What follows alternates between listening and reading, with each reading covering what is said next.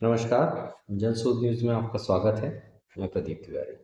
आज हम जो इस समय दक्षिण एशिया की नहीं, पूरे विश्व की सबसे बड़ी खबर है, उस पर बात करेंगे। बात है भारत और बांग्लादेश के रिश्तों से जुड़ी। पड़ोसी देश बांग्लादेश में अल्पसंख्यकों पर बढ़ती हिंसा और एक युवक की हत्या और उसके बाद उठे माहौल में भारत और बांग्लादेश के रिश्ते खराब हो चले। इस पर भारत की कड़ी कूटनीतिक कार्रवाई इस पूरे विवाद में दक्षिण एशिया की राजनीति में जबरदस्त हलचल मच गई है। एक गर्म हवा और चर्चा दोनों ही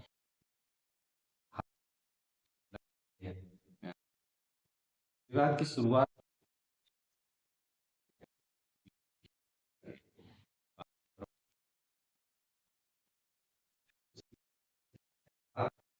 आपको हालांकि चुटपुट हो अ, जो समुदाय ही अगर इस दिशा में मुड़ जाता है तो एक बहुत भयावह स्थिति बांग्लादेश में निर्मित दिखती है। इस तरीके के अफगानिस्तान में या भी इस तरह के देशों में भी किया प्रतिक्रिया दी गई है। भारत ने लिया है। विदेश मंत्रालय ने बांग्लादेश के उच्चायुक्त को बुलाकर तलब कर भारत ने साफ शब्दों में कहा कि अल्पसंख्यकों की सुरक्षा बांग्लादेश की जिम्मेदारी है।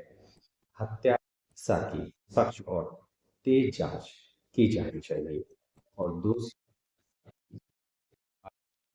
कूटनीतिक दबाव पर बना केवल भारत में ही नहीं, रूस और भी अन्य देशों ने बांग्लादेश को यहाँ तक कि भारत के कठोर रुख को देखते हुए अमेरिका देश जो कि शायद इस सब पर एक अलग राय रखता है, उसने भी भले ही दिखावे के लिए बांग्लादेश को सख्त हिदायत दी है, जो बांग्लादेश की चौतरफा दबाव बना रहा है। मगर बांग्लादेश ने इस तब से इतर एक नया कारनामा कर दिया है। भारत में अपनी वीजा सेवाएं अस्थायी रूप से निलंबित कर दी है। ढाका का कहना है कि भारत में उसके दूतावास और अधिकारियों पर निशाना बनाया जा रहा है, जो कि बहुत ज़्यादा सही लगता नहीं है। इस तरीके की कोई वीडियो भी हवाओं में नहीं है। बांग्लादेश सरकार ने कुछ खबरों को अतिरिक्त और भ्रामक बताया है, लेकिन हिंसा से भी उसने कभी इनकार नहीं किया है। भारत के अंदर माहौल जो है वो कई शहरों में प्रदर्शन, कैंडल मार्च और सोशल मीडिया अभियान चल रहे हैं। राजनीतिक दलों ने भी इसे बड़ा मुद्दा बनाया हुआ है। कुछ दलों ने कहा है कि बांग्लादेश में हिंदू सुरक्षित नहीं, तो वहीं कुछ ने सवाल उठाया है, क्या इस विवाद से भारत बांग्लादेश के लंबे रिश्ते खराब हो जाए? अब मुद्दा मानवाधिकार का अकेले नहीं है, विदेश नीति, घरेलू राजनीति तीनों से जुड़ गया है और कहीं न कहीं सरकार के लिए भी ये एक प्रतिष्ठा का प्रश्न बन गया है, क्योंकि जिस तरीके से नरेंद्र मोदी सरकार ने अंतर्राष्ट्रीय जगत में अपनी ख्याति बनाई है, उस तरीके का और एक हिंदूवादी जो सरकार का तमगा लिया है और जिस तरीके से उन्होंने अपने देश के लोगों की, नागरिकों की रक्षा की है, उस तरीके से अब यह उसके लिए प्रतिष्ठा का प्रश्न बन गया है कि वह अपने देश के लोगों की और जो वहाँ पर जो हिंदू समाज रह रहा है उसकी रक्षा करे। विशेषज्ञ मानते हैं कि भारत और बांग्लादेश के रिश्ते व्यापार, सुरक्षा और सीमा प्रबंधन के लिए बेहद अहम हैं, लेकिन साथ ही भारत अल्पसंख्यकों की सुरक्षा पर कोई समझौता नहीं कर सकता। अब इसमें संभावित रास्ते क्या हैं? एक तो कूटनीतिक बातचीत के जरिए इसे सुलझाया जा सकता है।